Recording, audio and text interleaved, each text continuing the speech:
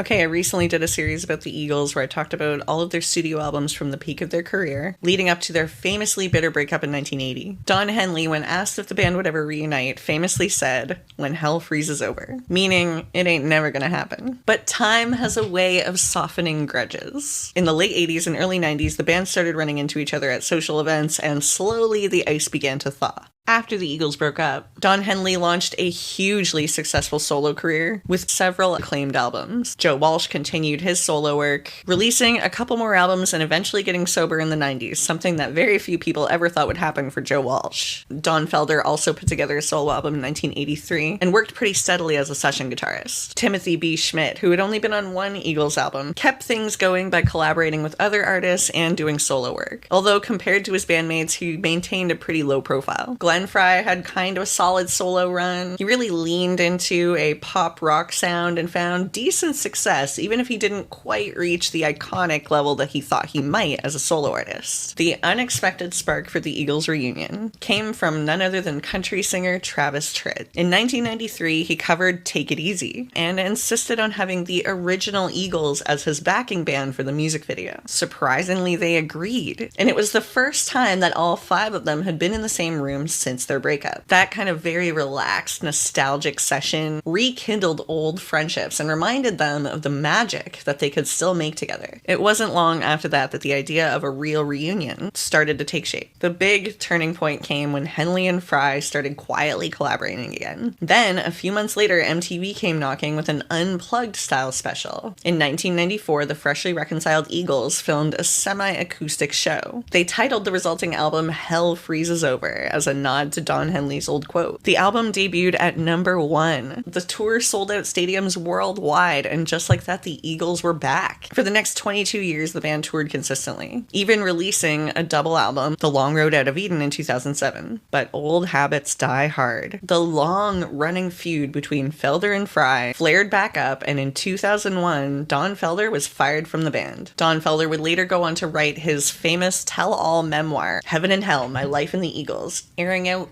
all the band's dirty laundry. Then, on January 18th, 2016, Glenn Frey died from complications of rheumatoid arthritis and pneumonia. The band went quiet for a year. They weren't sure if they should continue, but eventually Frey's son Deacon stepped up to do his father's parts. Vince Gill joined the band to round out the harmonies. The new lineup debuted in 2017. So yeah, hell froze, then thawed, and by now the ice is long gone. The Eagles have weathered addiction, lawsuits, deaths, and decades of drama, but they still take the stage night after night to prove one thing: you can check out anytime you like, but you can never leave.